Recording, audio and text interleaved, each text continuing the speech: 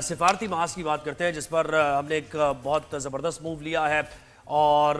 وزیر اعظم میاں محمد شہباز شریف نے ایک ٹیم بنائی ہے، اعلیٰ سطح کا وفد تشکیل دیا گیا ہے جس کی قیادت چیئرمین پیپلز پارٹی بلاول بھٹو زرداری کر رہے ہیں جو کہ سابق وزیر خارجہ بھی ہیں، ان کو تجربہ بھی ہے، اور ان کی قیادت میں یہ ٹیم اب مختلف ملکوں میں لندن، واشنگٹن، پیرس اور برسلز جائے گی اور پاکستان کا موقف سامنے رہے گی۔ حالیہ جو ایپیسوڈ ہوئی ہے یہ پاک بھارت کشیدگی والی، یہ بھی، اور دیرینہ جو معاملات ہیں بھارت کو لے کر، جو جیسے بھارت دراندازی کر رہا ہے، انفلٹریٹ کر رہا ہے اور غلط انفارمیشن پھیلا دہشت گردی، غلط، بالکل تو اس کو کاؤنٹر کرنے کے لیے وفد جائے گا مختلف ملکوں میں۔ تو یہ کتنا اچھا موو ہے اور کتنا ٹائملی ہے یہ ہم جانیں گے۔ ہمارے ساتھ سینئر ایکسپرٹ حامد خان المشرقی صاحب نے جوائن کیا ہے۔ حامد صاحب بہت شکریہ، آپ نے ہمیں وقت دیا۔ سر مجھے بتائیں کہ کتنا ضروری تھا، کیونکہ دیکھیں نا ہماری فوج نے تو اپنی جنگ لڑ لی ہے، سفارتی محاذ پر ہمیں مزید جا کر میٹنگز ہوگی، ملاقاتیں ہوں گی، لوگوں تک ہمارا نیریٹو جائے گا، موقف جائے گا، ذرا بتائیے اس بارے میں۔ بہت اچھی بات ہے۔ بہت اہم اور بہت اچھا اقدام ہے گورنمنٹ آف پاکستان کا، پرائم منسٹر کا بڑا اچھا انیشیٹو ہے، اور اس کے اندر جو سب سے بڑی بات ہے میں یہ کہوں گا کہ کافی بیلنس ڈیلیگیشن جو ہے وہ سلیکٹ کیا گیا ہے۔ اس میں خرم دستگیر ہو گئے، ہنا ربانی کھر ہوگی، اور اس کے بعد مصدق ملک ہیں، اور اس کے بعد سب سے اہم بات یہ کہ اس میں جو سربراہی ہے وہ خود بلاول بھٹو کر رہے ہیں۔ بہرحال بلاول نے جس طرح ایز اے فارن منسٹر پہلی ٹرم میں کام کیا، اس کے بعد جس طرح دنیا کے ڈفرینٹ ممالک میں خود کو انگیج کیا اور خود کو انٹروڈیوس کروایا، پھر ان کے ساتھ ایک لیگیسی ہے بے نظیر بھٹو شہید کی، ذوالفقار علی بھٹو کی، تو ڈپلومیسی کے حساب سے ان کی پرسنالٹی جو ہے وہ بہت آئیڈیل تھی اس ڈیلیگیشن کے لیے۔ اور سب سے بڑی بات یہ، جیسے ابھی آپ نے بھی کہا کہ ہم نے میدان جنگ میں بہت بڑی الحمدللہ کامیابی حاصل کی، ہم نے میڈیا کے میدان میں بھی ان کو چت کر دیا ہے، ان کو ہرایا ہے، اور اس کے بعد رہ گیا ڈپلومیسی جس کے اوپر بھارت بہت غرور کرتا ہے، مان کرتا ہے۔ اس کا طریقہ یہ تھا کہ ہم خود ریچ آؤٹ کریں باقی دنیا کو، ہم خود دنیا تک پہنچے اور دنیا کو بھارت کا اصل چہرہ دکھائیں۔ ان کا ابھی دیکھیے سب سے بڑا مسئلہ جو آ رہا ہے وہ انڈس واٹر ٹریٹی یعنی سندھ طاس معاہدے کا ہے، جو پاکستان کا پانی روکا گیا ہے۔ اس کے اوپر دنیا کو بتانا بہت ضروری ہے کہ کس طرح بھارت ایک بین الاقوامی قوانین کی خلاف ورزی کر رہا ہے، جنیوا کنونشن کو توڑ رہا ہے، اور سب سے بڑھ کر یہ سب سے بڑھ کر یہ کہ جو انسانی حقوق کی بات ہوتی ہے، بہتے ہوئے پانی کو روکنا بیسک ہیومن رائٹ کے خلاف ہے۔ سو ان تمام چیزوں کے اوپر پاکستان کا وفد جو ہے وہ لازمی دنیا میں اپنا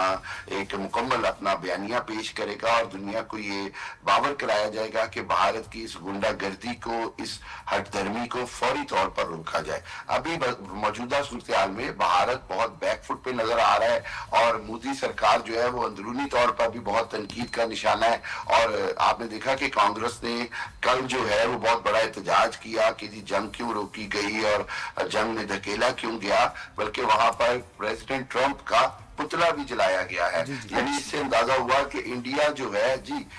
جو ہے وہ کسی کا دوست نہیں ہے جب ان کے اپنے مفادات کی بات آتی ہے، اور یہ ایک لیسن ہے ان قوموں کے لیے جو اس طرح کے انتہا پسندوں کو سپورٹ کرتے ہیں۔ امریکہ نے سب سے زیادہ بھارت کو پچھلے 10 سال میں پاکستان کے مقابلے میں فوقیت دے کر سپورٹ کیا، اور آج ٹرمپ کے پتلے جلائے جا رہے ہیں۔ حامد صاحب یہ بتائیے گا کہ یہ جو جب یہ انٹرنیشنل میڈیا میں ڈیلیگیشن جائے گا تو کیا ان کے انٹرویوز بھی ہوں گے، کس سے یہ ملیں گے، کیا پلان ہوتا ہے، کہاں یہ اپنی آواز اٹھائیں گے؟ اس کے اندر سب سے بڑی انگیجمنٹ جو ہے وہ متعلقہ فارن منسٹری سے ہوتی ہے۔ اس کے بعد جو برسلز کا جو ڈیلیگیشن ہے وہ یورپی یونین کے ہیڈ کوارٹر جائے گا، یورپی یونین کی جو اس وقت پریزیڈنٹ ہے ان سے ملیں گے۔ اس کے بعد ان کی کوشش ہوگی کہ یورپی یونین کے پلیٹ فارم سے جو باقی یورپ کے ممالک کے وہاں پہ MPs member European parliament MEPs موجود ہیں ان کو کنونس کیا جائے۔ سو برسلز کے اندر بہت امپورٹنٹ ہے ان کی پینیٹریشن۔ پھر پیرس کے حوالے سے، کیونکہ فرانس نے ایک حوالے سے جنگ میں پیچھے ہٹ کر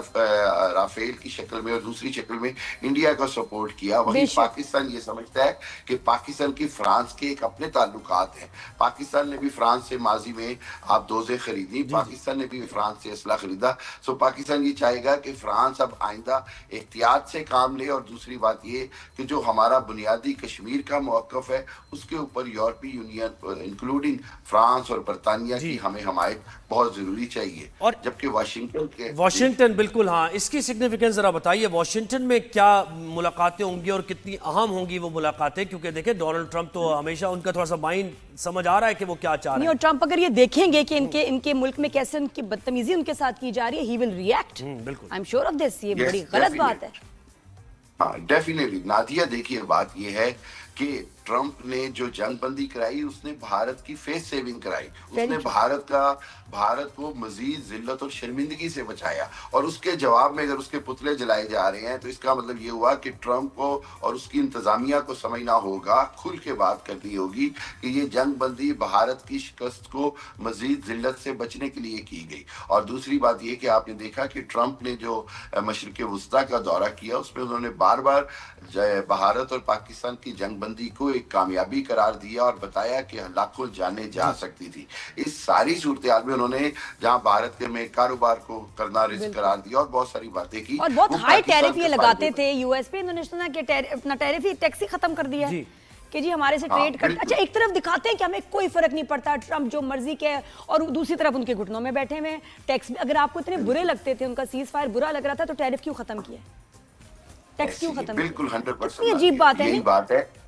بالکل 100% ایسے ہی ہے. اور دیکھیے میں آپ کو ایک بات بتا دوں کہ یہ مانے یا نہ مانے, امریکہ جو ہے وہ بہرحال بہت زیادہ انفلوئنس کرتا ہے انڈین گورنمنٹ میں, اور انڈیا کو بہت زیادہ ڈیپینڈنسی ہے امریکہ اسرائیل نیٹ ورک کے ساتھ. یہ ہمیں دیکھنا ہوگا کہ اصل میں امریکہ نے اس بار پہلی بار بھارت کو تھوڑا سا جھٹکا دیا ہے, اور پاکستان کا یہ جو وفد ہے یہ جا کے. اچھا سر, ٹریڈ کی بات ہو رہی ہے, ٹیرف کی بات ہو رہی ہے, تو مجھے بتائیں مصدق ملک صاحب بھی اس میں ہیں, خرم دستگیر بھی ہے, تو بہت ہی یعنی سوچ سمجھ کے یہ ڈیلیگیشن تیار کیا گیا ہے, کیونکہ دیکھیں اسی سے جڑے ہوئے تو ہماری فورن ڈائریکٹ انویسٹمنٹ بھی ہے اور انویسٹرز کو ہم موٹیویٹ بھی کر سکتے ہیں, تو اس پر تھوڑی سی بات کیجئے.